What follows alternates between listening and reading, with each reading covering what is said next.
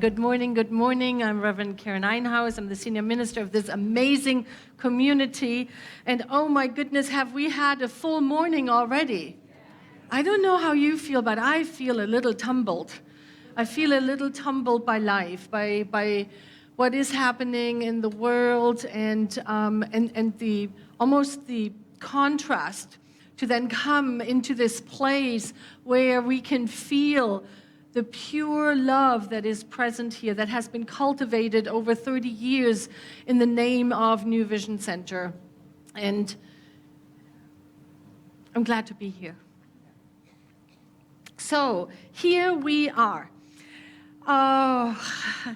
If you are new, I want to say welcome also here online, wherever you find us. And we are engaged in what Centers for Spiritual Living all over the world are doing in the months of January, and that is really leaning into our 10 spiritual principles. And so we have so far studied 4 of them, and my guarantee from the first week still stands. And the guarantee was, if you not only listen to these talks, but really work with these principles, your life will change. And so that guarantee sticks. And so what have we taken a look at? Well, the first week we looked at oneness, right? The fundamental idea of our teaching that there is only one finite something, we call it one infinite reality, and that is all that is happening. There's only one. You hear referred to it in every spiritual mind treatment that we say. In every talk, you can hear that we believe that. And it is days like today when we hear news of yet another shooting where we are asked, do I really believe that? Do I really believe that? So we're going to continuously work with that.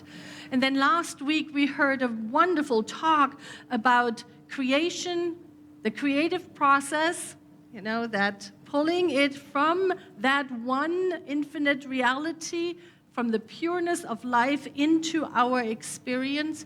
We call that the creative process. And Reverend Leslie talked beautifully about the threefold nature of the divine, of creation. And so we're 4 down, 6 to go. Not bad, not bad. So today, we are going to tackle a couple, and we're going to tackle heaven, this idea that has the title of the principle is heaven. And I have to be honest with you, when I first saw that, when Centers of Spiritual Living came out with these 10 principles, I said, heaven, really? That's the best we could come up with? So, no question, that principle worked me this week. Heaven, freedom, and eternal life. Those are the 3 principles we are going to talk about today. And we're going to start off, I believe, in swallowing your frogs early in the morning. So we're going to talk about heaven. So I like to start with a Zen story, because I think we can learn so much from them.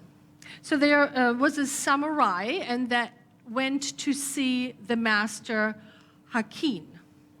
And he said, Master, is there really this thing called heaven and hell? And the master looked at him for a long time.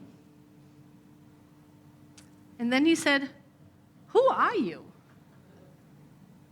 And the samurai said, I am a samurai. I am part of the personal guard of the emperor. You? A samurai? The master said. You look more like a beggar. And the samurai was shocked at this, and he goes for his sword and he pulls it out readying himself to strike. And the master said, "Oh, you have a sword. I bet that it's so dull it doesn't even cut off my head." And at this, the samurai is just losing it, and he pulls out his sword and he gets ready to strike. And in that moment, the master says very calmly, "That is hell."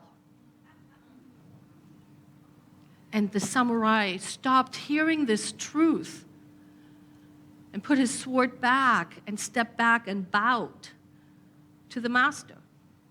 And the master said, "And that is heaven." Now, I looked around this morning. There are no samurais in the sanctuary and none online. I checked. So we need to make this personal. What I know is that every one of us has had an experience of a personal hell. An experience that brought us to our knees. We might be walking through one right now. You know, they say spiritual people, religious people believe in heaven and hell. Spiritual people have been to hell and came back. And I do believe that, because if we take a look at our teaching, what it teaches us is that we are not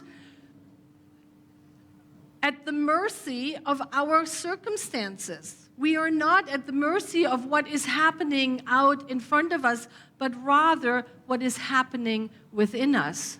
And that is what we need to address, and that is what we need to be with. So I invite you for just a moment to connect with something that you experienced when you were in it as a personal hell. You know, that dark night of the soul. The time where you just didn't know where to turn. I was looking for a way to show that, to show that, and this is what I came up with. So for me, this, when I look at this image of the fiery something, it helps me to remember, oh yeah, I so remember how that felt. I so remember how that felt. And then I want you to look at that from your now moment, from where you stand now. And find yourself either in it, close to it, or having walked through it, having discovered, learned for yourself some truth that allows you to acknowledge what happened, what was, and find a place within where you are a vessel that is so calm that reflects the divine allness of life. And so that is my representation, to be so calm that we can reflect the highest and the innermost God. That is what heaven is. That word that is used to describe that principle is the place where we are so aware of our oneness with the divine, of our true self. I think I even wrote it down so we all can know it. True self. That is the goal. That is the Holy Grail. That is where we want to go to. That's what we want to discover. The place within where I know that I'm one with the divine, and nothing that's happening out there can move it, can throw me over there.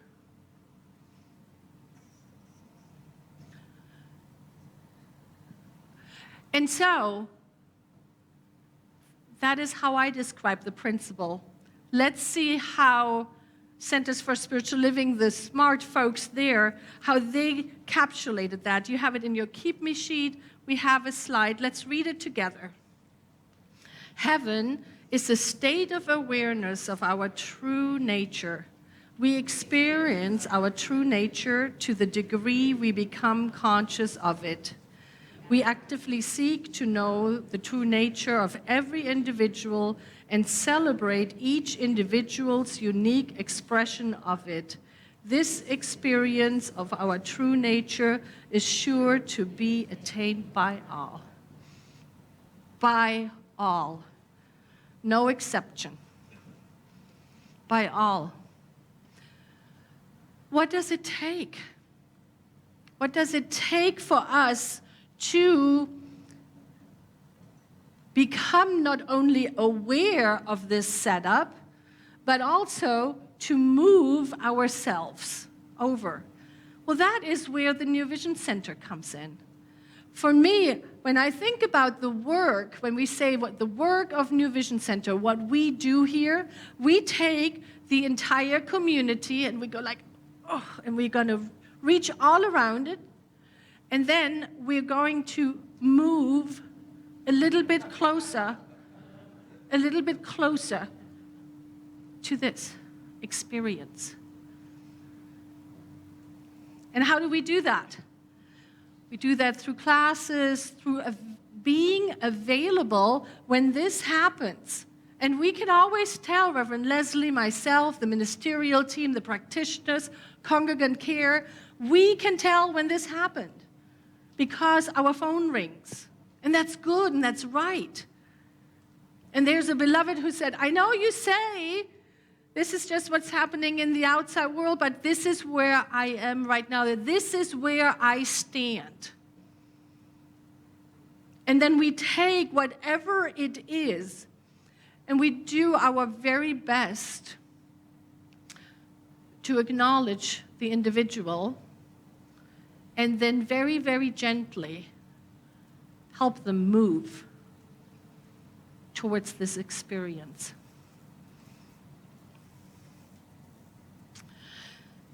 And part of the way how we do that is the realization that we have freedom as our birthright. Freedom as our birthright. Let's read that principle together. Freedom is the birthright of every individual. We are free to choose and create our experience of life. I have been here, fully immersed in this, when I found New Vision Center. And I heard something like that, and I said, I can't say what I said, because I'm on the platform, it's being recorded. But that's what I said. I remember one Tuesday afternoon, I had a very, very painful experience. I had just gone through a very painful divorce and a painful experience, and I came to the New Vision Center. We were still over on Hayden, and I walked in, and I said, I totally get that it is not good to act like a victim, but what if you really are a victim? And it floored me because I was right here. This is where I stood. I was in an experience of personal hell. And what I so love about this organization and about this teaching, that they didn't just say, Karen, you know, freedom is your birthright and you just need to choose. Just make a different choice and that's it. No, nobody said that. There was such compassion. Such compassion, and I believe compassion is possible because the people who were there on that day, they had been to hell. And they had come back. And they knew that if it was possible for them, that it was possible for me. And it was, and it has been. So that is so important when we hear any talk, when we hear any articulation of that we are one in the one, we have to ask ourselves, where do I stand? What am I experiencing at the moment? Can I take that on a little bit more?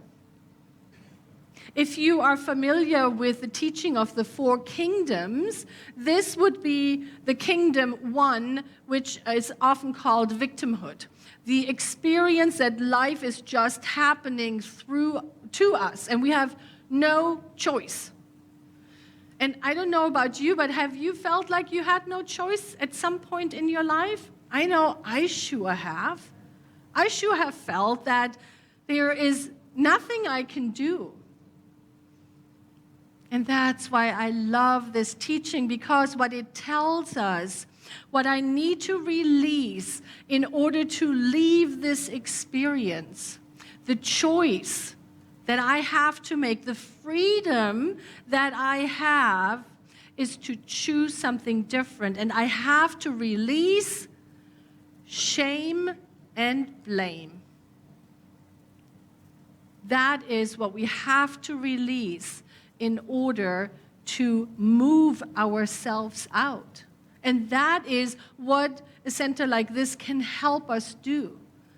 Because you see, blaming another, the ex, the employer, the person, the situation, whatever, the weather, I mean, it doesn't matter. We have to get to a place where we take full ownership and we stand in our own life and say, I take ownership for everything that is happening in my life.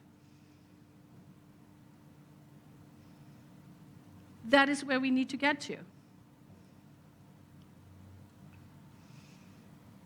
And when we think back to last week, to that wonderful talk about the creative process, the way we do it is we clear out that middle section that has all those false beliefs and all that belief that somebody else has any power over me, of any of us. Freedom. We have the freedom to choose. It is our birthright, and we are free to choose and create the experience of life. And sometimes this is how it looks. Well, Reverend Karen, I did hear your talk, and yep, I get that. Freedom is my birthright, but here's the situation, it's still the same. One of the things that I would ask is, have you taken it to prayer? Have you thought about doing a spiritual mind treatment about it? No. So, freedom is sure to be attained by all if we are willing to do the work. It is not just given to us. We have to remove whatever obstacles we put in the way that have us not remember that. I heard somebody say, this is the great, this experience of life is the great forgetfulness, right? We are one in the one. We always will be one in the one. We just forget about it. And then we have this experience. So here's the invitation to remember, to engage in spiritual practices, hopefully daily and substantially, engaging in spiritual practices to help us remind ourselves that maybe even though I can't see it right now, I know that there's a place within me that has never been hurt, that has never been harmed, that is the divine, that is my true self. I believe we have a quote.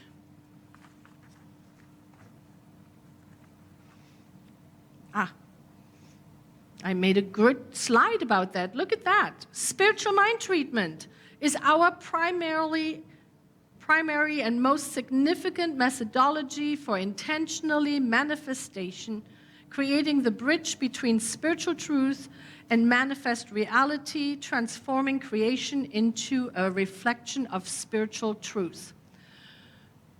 So, every time I find myself somewhere over here, what is it that should rise up immediately in all of us? Do a spiritual mind treatment. Call a practitioner. Reach out to your spiritual mentor. Do something other than wallowing in it. Find the place within that says, enough is enough. I trust that there is a different experience for me, and I will do anything to have that experience. They say we are either pulled towards a greater vision of our life, or we are pushed out, and then we have to find it because we can't stay there any longer. Freedom. I hope and trust it has become a more palpable experience, what is meant by that spiritual principle. And that brings us to our third one today, eternal life. Eternal life. I want to start with reading something from Dr. Ernest Holmes from this wonderful book, Discover a Richer Life. Here's what he says about eternal life. There is incarnated in each of us the divine spark, which is of the nature of God, and carrying us through the process of evolution gradually unfolds until we are so unified with it that you cannot tell where the one begins and the other leaves off. It is the nature of the Father to be inherent in the Son.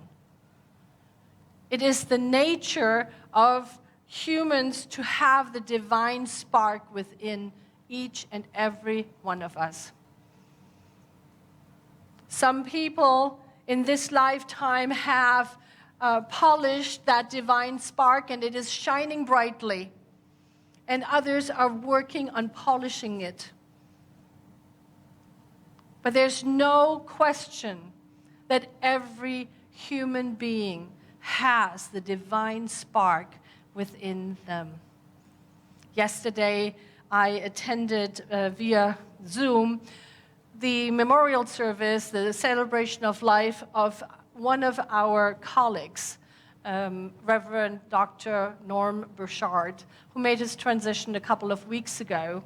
He was an inspiration to many. He served as a senior minister in Colorado Springs, and prior to becoming a Centers for Spiritual Living minister, he was a Catholic priest. A Catholic priest who at some point through his personal journey discovered that for his soul's unfoldment, he had to leave that structure, that constraint, to open his life and to live a more truer expression, a more authentic expression of who he was. And so he made his way and found the Centers for Spiritual Living. I think he found Mile High in Denver, and ultimately became a minister himself. And so it was an amazing celebration of life that had many of his colleagues from his time as a priest there who stayed with him on his journey to leave the Catholic Church and ultimately meet his husband and become a Centers for Spiritual Living minister. And they walked with him, and they always, what was so profound at that service yesterday was wherever he went, he brought this deep love of the divine with him. Everybody knew it. And the individual who had the honor to spend the last couple of days with him and visit him often at his place, she said that while he was going in and out of consciousness, he said, I have only time to be with love. I have only time to be with love. He was very aware that the completion of his physical life here on earth was coming. And he said, I don't have time to even give any energy to any wrongdoing or right doing. I just have time to be with love. These precious moments, I can only be with love. And this is my invitation for all of us for this week.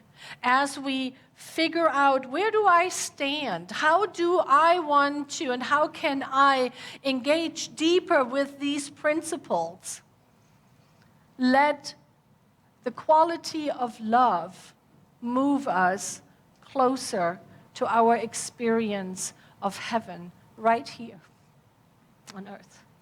I am so grateful we are on this journey together. Thank you.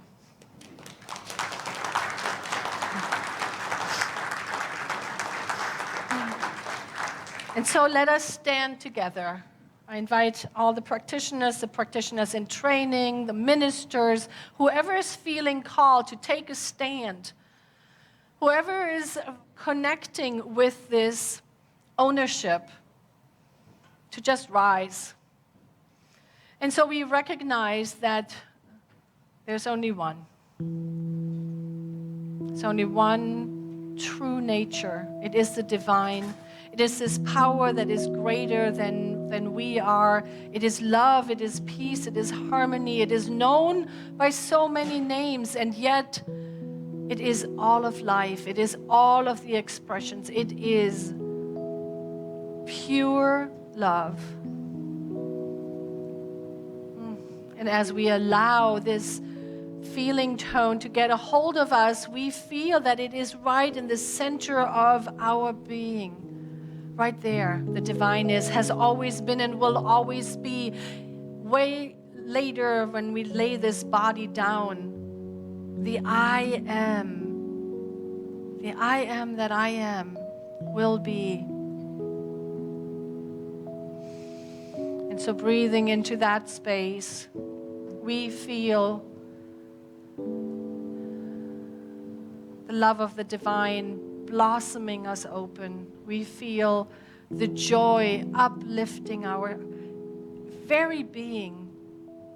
We feel our heart opening to include all the right doing and wrong doing, all that has been misunderstood, and all that is good and beautiful in our lives.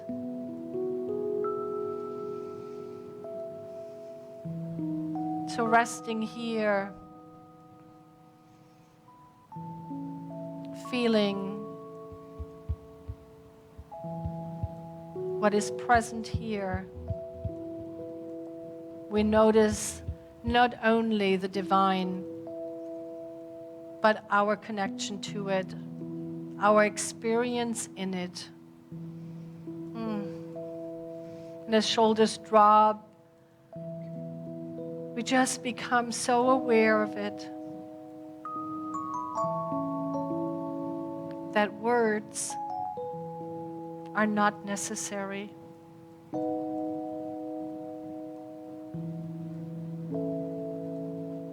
We recognize how gratitude just bubbles up from deep within, the gratefulness, the truth. And we let it be. We know that we are divinely guided and guarded and directed. And so we just let it go. So it is.